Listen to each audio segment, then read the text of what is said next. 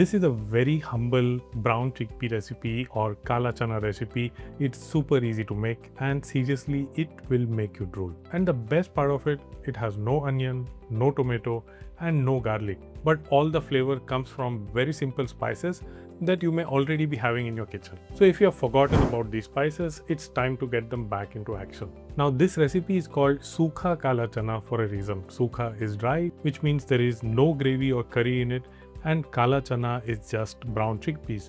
And there are 3 stages in making it: soaking the chana, boiling them and spicing them up. And the 4th step of course is making it disappear. So like I said that we don't need a lot of spices, but when Indians say that, we bring a whole lot of spice box to the show. So to give you some assurance, for this recipe you will need 1 whole spice, which is cumin seeds, and to make up for no onion and no garlic, we'll be using asafoetida. Because we eat a lot of dal and beans, this spice is a non-negotiable thing in our recipes. It helps immensely with digestion. The ground spices we will be needing today are coriander powder, turmeric powder, Kashmiri red chili powder, and amchur, which is dried mango powder. Now, if you're like, wait a minute, I don't have this amchur, this new spice. So don't worry, it can easily be substituted with fresh lemon juice. We'll also need fresh ginger.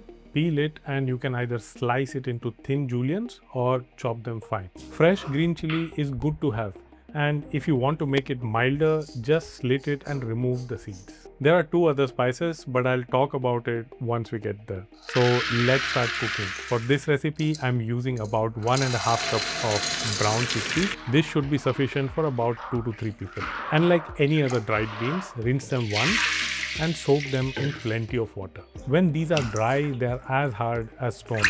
So this needs to soak for at least 8 hours or overnight to give you the smoothest texture when cooked. Once it is soaked, give it a good rinse with fresh water a couple of times.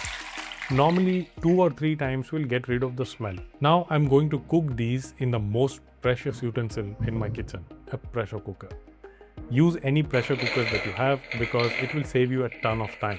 If you are going to cook it in an open pot, it will be the longest dish of your lifetime. So I'm going to add these soaked chickpeas first and then add about 2.5 cups of water.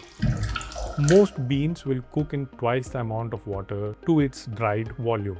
Add a little salt to taste and then close the pressure cooker and fire it up on maximum heat. Now this pressure cooker, which is one of the most reliable device of a thing, will let out steam like this. And that's when you make the flame medium and let this vent for at least 5 more times. Your pressure cooker may not be as musical as this one, but in total it takes about 12 minutes of cooking time. So after the cooking is done, I'm going to turn off the flame and let the pressure normalize on its own, which will take about 10 minutes more. And as you can see, there's not much water inside. And when the chickpeas are perfectly cooked, you should be able to mash it with your fingers easily. Now, do not throw away this little stock water because we'll be using it while spicing it up. Now we will prepare our simple spice mix with 1.5 teaspoon of coriander powder, 1 teaspoon of turmeric powder, 1 teaspoon of Kashmiri red chili powder, and 1 teaspoon of amchur. If you're wondering what is this new thing, this is a spice that adds sourness or tanginess to the dish, and it's made from dried raw mangoes. So I'm going to borrow some water from the cooked chickpeas, just about a 1/4 cup, and make a thick slurry with the spices. Mix it nicely so that there are no lumps and keep it to this consistency. The reason we do that is because we are not using a bed of onions and tomatoes on the pan to prevent the spices from burning, and this slurry will tame the heat to some extent. Once it's ready, take a pan, put it on medium heat and add about 2 tablespoons of ghee to this. Add about 1 teaspoon of cumin seeds, the whole cumin seeds, to this warm ghee and wait for it to crackle. The cumin seeds must not burn here. It will start to crackle gently in no time and brown and swell very slightly. As soon as you hear the crackling, reduce the heat and add asafoetida or hing. Give it a quick stir and hing will release its aroma almost immediately. So don't wait for too long before adding the ginger juliennes and green chilies. This needs to cook for about a minute and the ginger needs to soften. You must not overcook them or turn them brown. This way the flavors will still stay intact. Now I'm going to add the spice or the slurry that we had just made, and it's a good idea to lower the heat at this stage. We do not have to cook this again for a very long time. Just in about 2 minutes or so, you will notice that the oil is separating on the edges and you are ready to move to the next step. And look, you can absolutely use onion, garlic and tomato paste here, but that's a different recipe both in taste and texture. Now I'm going to add the cooked brown chickpeas or Kala Chana. I had used very little water during cooking, but if you think there's more water in your pressure cooker, add the chickpeas first and then very little water in which it was cooked. Mix everything nicely, and now it's the time to add that very special spice. It's one of my most favorite spice.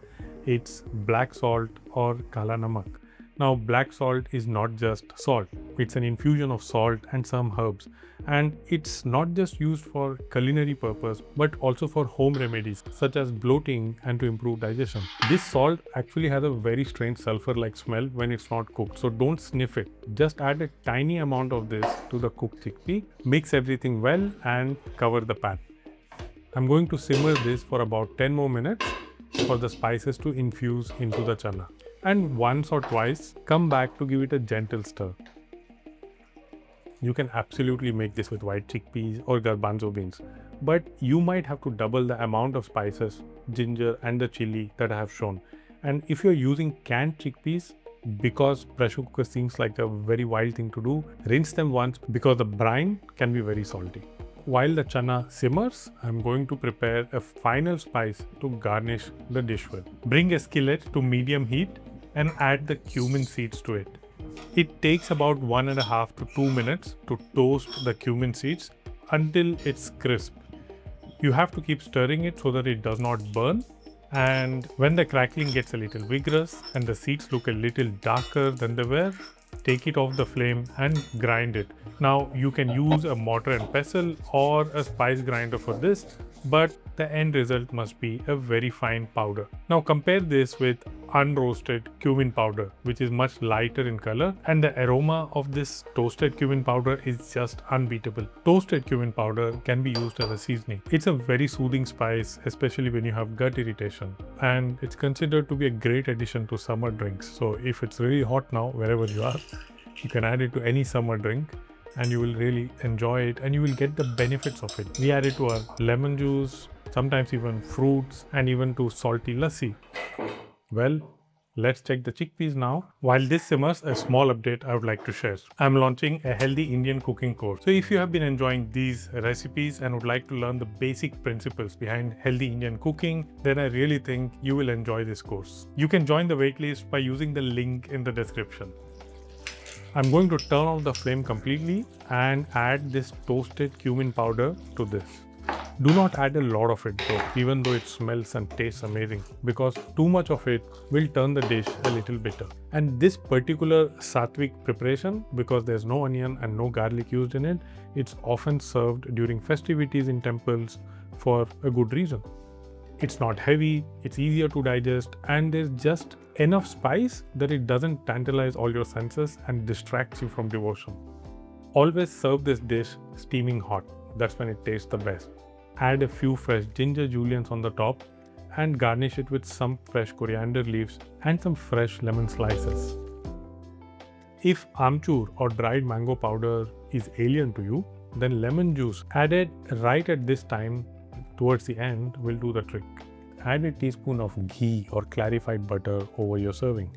Besides making it taste and smell amazing, many people find that it makes legumes easier to digest. I hope you have enjoyed this video. There was something new to learn, and if you have already been making this recipe, then let me know in the comments how you do it, what is that one different thing that you do, and if you're going to make it, do let me know what the outcome was like, and I will see you soon in the next video.